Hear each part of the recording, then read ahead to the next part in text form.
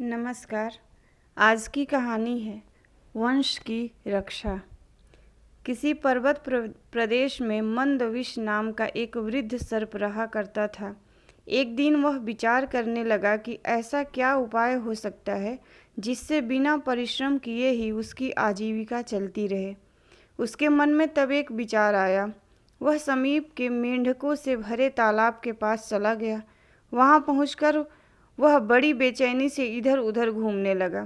उसे इस प्रकार घूमते देखकर तालाब के किनारे एक पत्थर पर बैठे मेंढक को आश्चर्य हुआ, तो उसने पूछा, मामा आज क्या बात है? शाम हो गई किंतु तुम भोजन पानी की व्यवस्था नहीं कर रहे हो। सर्प बड़े दुखी मन से कहने लगा, बेटे क्या करूं, मुझे तो अब भोजन की अभिलाषा ही नहीं रह गई है। आज बड़े सवेरे ही मैं भोजन की खोज में निकल पड़ा था। एक सरोवर के तट पर मैंने एक मेंढक को देखा। मैं उसको पकड़ने की सोच ही रहा था कि उसने मुझे देख लिया। समीप ही कुछ ब्राह्मण स्वाध्याय में लीन थे, वह उनके मध्य जाकर कहीं छिप गया। उसको तो मैंने फिर देखा नहीं, किंतु उसके भ्रम में मैंने एक ब्राह्मण के पुत्र के अंगूठे को काट लिया। उससे उसकी तत्काल मृत्यु हो गई। उसके पिता को इसका बड़ा दुख हुआ और उस शोकाकुल पिता ने मुझे शाप देते हुए कहा, दुष्ट, तुमने मेरे पुत्र को बिना किसी अपराध के काटा है। अपने इस अपराध के कारण तुमको मेंढकों का वाहन बनना पड़ेगा। बस तुम लोगों के वाहन बनने के उद्देश्य से ही मैं यहाँ तुम लोगों के पास आया हूँ।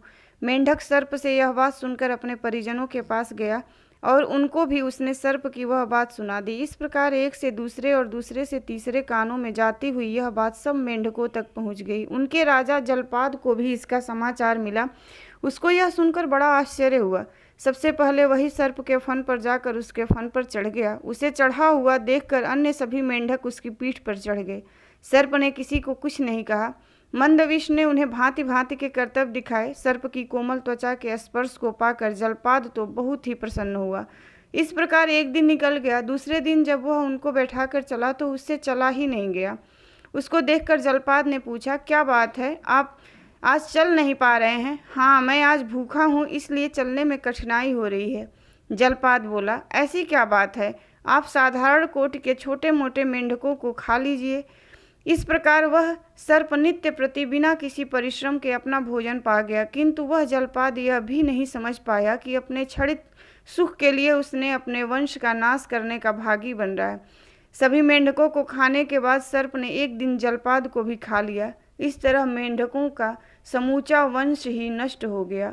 धन्यवाद। कहानी पसंद आई हो तो लाइक कीजिए, शेयर कीजिए और मेरे चैनल को ज़रूर सब्सक्राइब कीजिए।